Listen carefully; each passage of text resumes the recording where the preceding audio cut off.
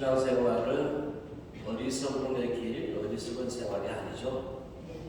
슬기로움의 생활이라고 이렇게 말씀을 드렸는데, 신앙생활을 한다는 것 자체가 지혜를 쫓아오는 것, 슬기로움을 쫓아감이라고 볼 수 있는데, 근데 오늘 복음 속에서의 이 두 가지의 모습, 반석 위에 집을 짓는 자, 또 모래 위에 집을 짓는 자, 이 대비되는 부분들이죠.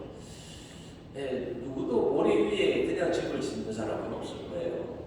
요즘은 공법이 좋아져서 저 사막 가운데도 건물 굉장히 높은 건물들이 계시고 합니다. 그러니까 옛날 같지는 않아요. 전통적인 그런 건축, 그냥 대충 바위 얹어놓고 거기다 짓는 이런 것이 아니기 때문에 어쨌든 그래도 이제 반석 위에 집을 짓는 것이 이제 지혜로운 사람이고, 모래 위에 그냥 짓는 사람은 어디서 사람이 가는 대비되는 이런 부분들을 가질 수 있습니다. 이건 굉장히 딱 직관적으로 분별할 수 있는 기준이 되는 것이죠. 근데 전제가 있어요. 전제. 반석에 짓는다라고 했을 때, 자기 집을 반석 위에 짓는다고 했을 때 그 반석이 뭐냐? 반석. 뭘까요? 어떤 것이 반석일까요? 굳건한 것과 아주 흔들리지 않는 그 믿음일까요? 네? 네, 그렇죠.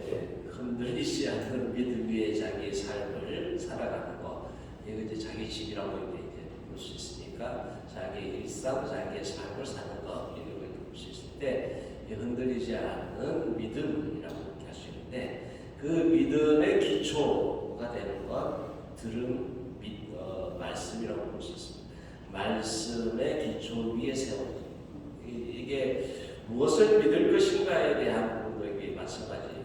맹목적으로 믿을 수가 없잖아요. 맹목적으로 믿으면 뭐예요? 이거는 광신이지, 광신. 미친 믿음이 되잖아요. 이제 그러나 우리는 그 광신을 하고자 하는 게 아니에요. 그러니까 주님의 말씀을 제대로 듣는 것, 말씀의 기초를 제대로 세우는 것, 그리고 무엇을 믿을 것인가에 대한 교리겠죠. 원리와 같은 것, 진리와 같은 것, 교리에 대한 것들. 그러니까 우리가 믿음 생활을 탁탁 하는데 그냥 발만 왔다 갔다 하면 이게 무슨 의미가 있나요? 물론 그 자리에 있으면서 조금씩 성장할 수도 있겠어요. 그러나 말씀의 기초를 제대로 잡아야 합니다.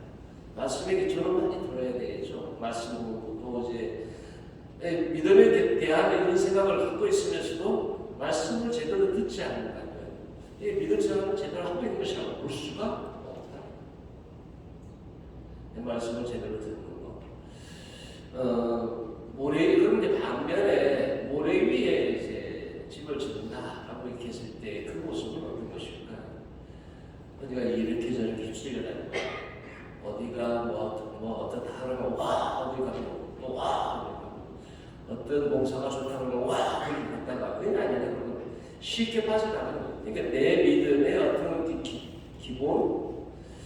기본기라고 할 수 있는 이제 기초가 이것이 다져지지 않기 때문에 여기저기 그냥 찔끔찔끔 이렇게 찔리면 봐요. 그러나 그 기초가 든든하지 않기 때문에 금방 누가 뭐라고 한 방에 나가요. 에이 이딴 거 이러면서 이렇게 버려버려요. 쉽게 상처 입을 수도 있고, 또 그래서 누군가가 흔들어놓으면 그냥 나가 떨어져요.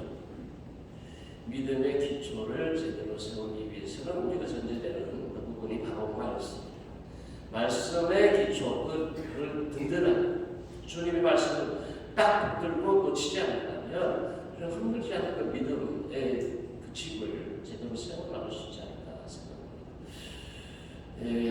우리가 기다리고 있는 이 대립식이, 제가 이번 주에 기다림에 대한 이 부분에서 수천 년 동안 그들의 믿음이 흔들리지 없이 그럼에도 불구하고 끊임없이 기다리고자 했던 그 믿음 안에 그들이 믿었던 것이 뭔가? 주님이 우리들에게 약속하신 그 약속, 그 말씀이다. 그 말씀을 놓치지 않는다. 우리의 믿음이 흔들리지 않는 것이다.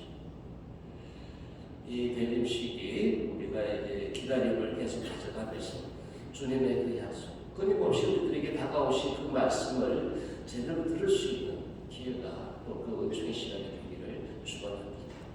아멘.